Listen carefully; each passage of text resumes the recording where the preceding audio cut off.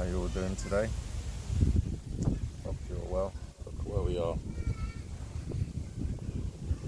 Absolutely gorgeous. God's country. Where are we? We're in the woodland waters, Ancaster. And what day is this? Today is day 13 of our hike. Awesome. Now, I want us to talk about 120-hour work weeks for entrepreneurs. 120-hour work weeks and even more. When I started on this process, I had no idea of what I was doing, but I had a goal in mind. The goal in mind came from years of me having to reassess myself and reassess my path. And what I found that even when I started on this journey, trying to buy businesses, I was trying to buy businesses for 5 to 20 million pounds. And I found on my way that even before I did this, I had to get my mind right because I didn't really understand how the world works. I read a lot of books, Brian Tracy, Napoleon Hill, The Millionaire Next Door, Rich Dad, Poor Dad. There are no books that you can mention that I haven't read. The Purple Cow, everything. I have jumped through more hoops than a dolphin at a bloody circus. I've jumped through more hoops than a dolphin at a water circus. And I'll continue to jump through hoops. And what's happened is, my business partners, they've jumped through hoops. They have to jump through hoops.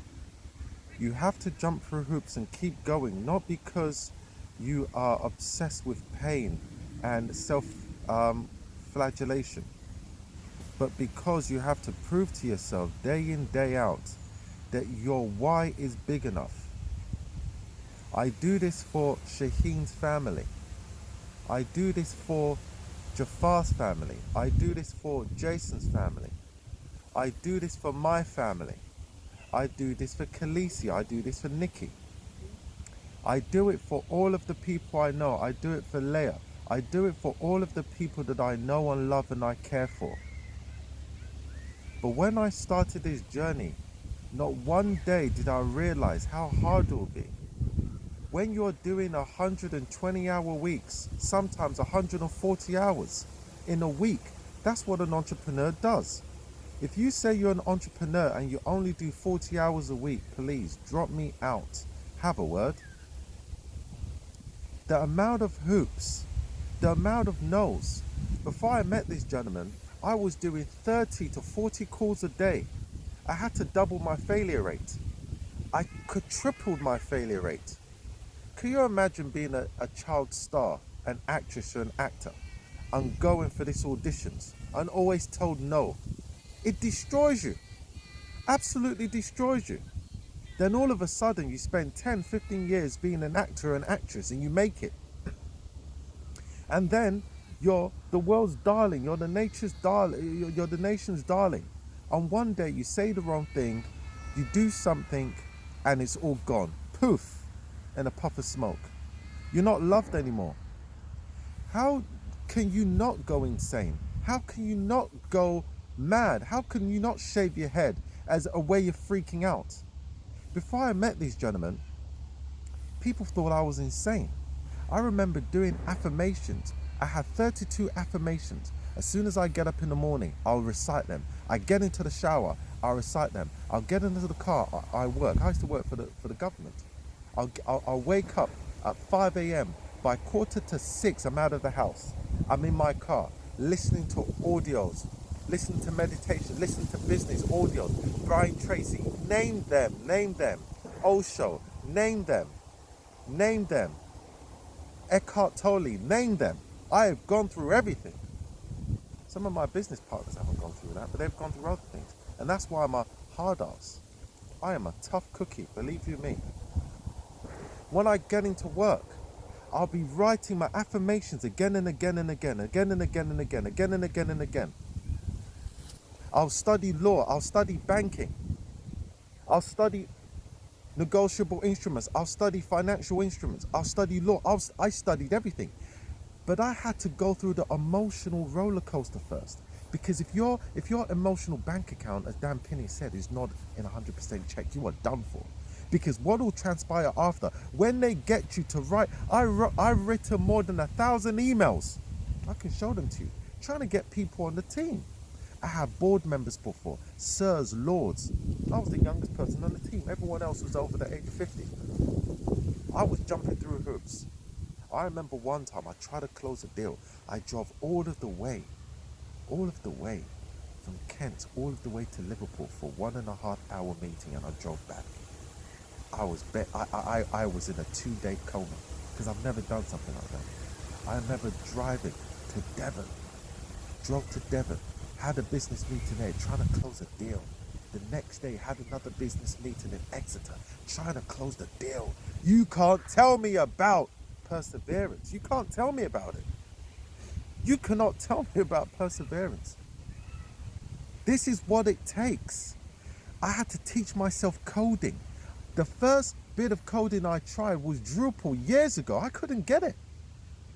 But when my why was big enough, when all of my friends that were graphic designers left me in the lurch, would try to do business, I knew these guys, they weren't built for it. You're not built like that, guys. You're not built like that. I had to learn how to design myself. Friend laughing at me, oh, why are you using open source software for? You should be using Photoshop. You should be using Adobe. I said, dude, it gets the job done. Look at the graphics on the YouTube video. Look at the graphics on the stuff that we do. You will think I was a professional because I am. That's what an entrepreneur does. You do what you have to do. You find out. If you don't know yesterday, you're gonna know today. Give me anything and I'll crack it. I spend thousands of hours more than anyone else. Guys, this is what it entails. Then when you do the graphics, you've got to understand the accounting. You've got to know what business management is. You've got to know how your ins, your outs, your expenses, all of these different things. We went to a meeting once. Greenwich University. And the business guy was talking about how, oh yeah, you know, the big banks are giving the high street stores, the multi-million pound stores money, but they're not giving it to the, middle class. They're not giving it to the mum and pop shop. I put my hands up for a question. I said, listen, how is it possible that you're not giving the lifeblood, the people that created this nation, money so they can expand their business? You are boasting and bragging that you're only giving it to pret-a-manger, these companies that pay 0 in tax a year.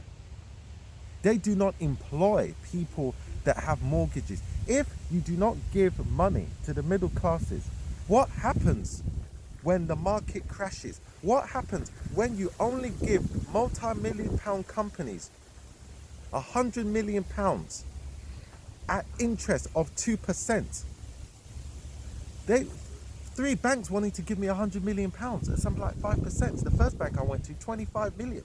When I was knocking on doors for £2-3 million, they didn't want to listen to me. When I say 25 million, they wanted to talk. 25 million at 5%. That's a steal. So I said this to him. He couldn't answer the question. 2020, look at what's happened. Look at what's happened in 2020.